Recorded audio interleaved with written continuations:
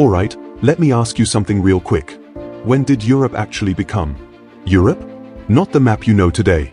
Not castles, borders, or flags. I mean the moment when a messy collection of tribes, empires, and half-forgotten cultures started turning into the Europe that would shape the modern world. Because here's the wild part. Europe didn't just appear. It snapped into place after a series of shocks, collapses, invasions, ideas spreading faster than armies. And once that switch flipped, history never went back. So today, I want to take you to that turning point. The moment Europe became Europe. Picture this. It's the year 400 AD. Rome still exists, technically, but it's exhausted, cracked, barely holding itself together. For centuries, Rome had been the boss of Europe. Roads, laws, armies, money, culture. If Rome said jump, Europe asked how high. From Britain to the Balkans, Rome decided what civilization even meant. But now, Rome is tired. The legions are underpaid. The borders are leaking. The emperors keep changing. And outside the empire, entire populations are on the move. Not raiders. Migrating nations. Goths. Vandals. Franks. Lombards. Angles. Saxons. Groups that Rome once called barbarians, but who had their own leaders, laws, and ambitions. Then, in 410 AD, something unthinkable happens. Rome is sacked. Not conquered forever. Not erased, but humiliated. The Eternal City is looted by the Visigoths, and the psychological damage is massive. People across Europe freeze. If Rome can fall, what doesn't survive? And this is where things get interesting. Because Rome's collapse didn't end Europe. It forced Europe to reinvent itself. As Roman authority crumbled in the West, local leaders stepped in. Former Roman generals, tribal kings, war chiefs who adopted Roman titles. Everyone started mixing systems. Roman law didn't disappear. It blended. Latin didn't vanish. It evolved.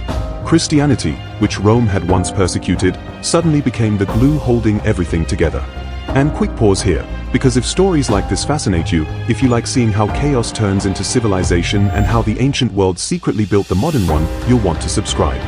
This channel exists for moments exactly like this. The turning points that quietly changed everything. Now back to the story. Because while empires were falling, the church was rising. Quietly, relentlessly. Bishops became power brokers. Monasteries became centers of learning. And Christianity offered something Rome never fully had. A shared identity that didn't depend on an emperor. For the first time, people across Europe started seeing themselves as part of a larger spiritual community. Not Roman, not tribal, but Christian. That idea alone reshaped the continent. Now jump forward a bit. It's the 700s. Western Europe is no longer Roman. But it's not chaos either. Small kingdoms are everywhere. The Franks in modern France and Germany. The Anglo-Saxons in England. The Visigoths in Spain. The Lombards in Italy. They fight constantly. But they also share something new. Faith. Language roots. And a growing sense of us. Then one man changes everything.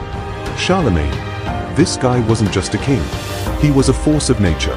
By conquest, diplomacy, and brute will, Charlemagne builds the largest empire Western Europe has seen since Rome. But here's the key part. He doesn't call himself Roman.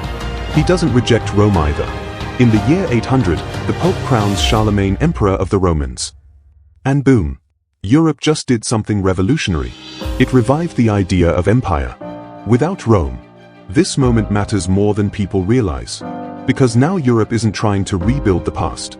It's creating something new from Roman foundations. A Christian empire. A European empire. Latin becomes the language of learning. Monasteries copy books. Schools appear.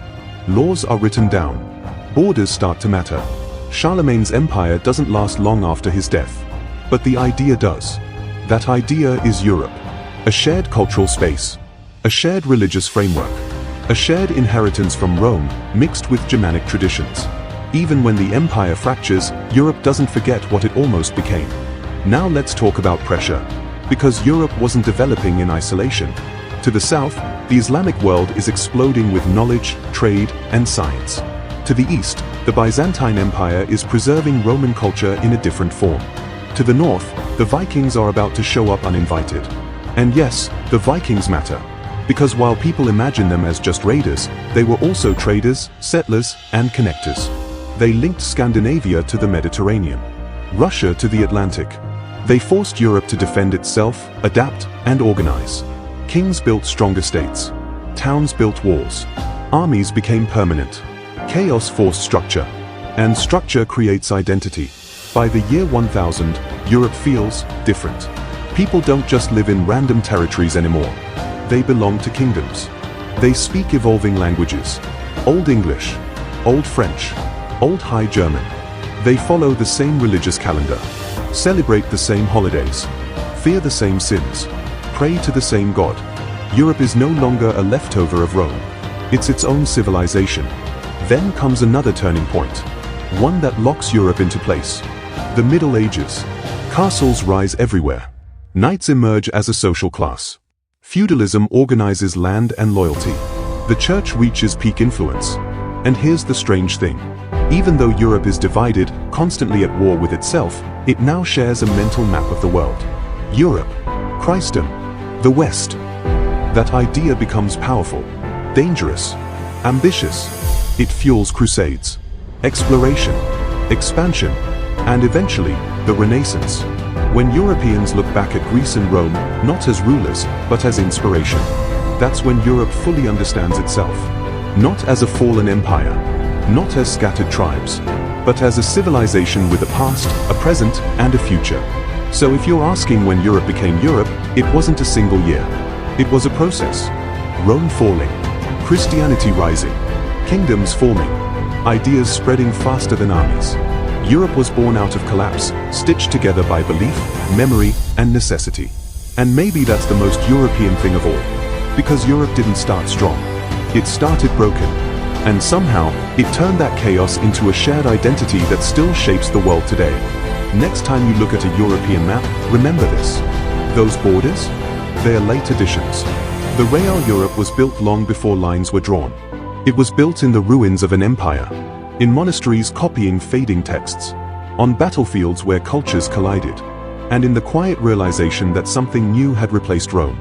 That was the moment Europe became Europe.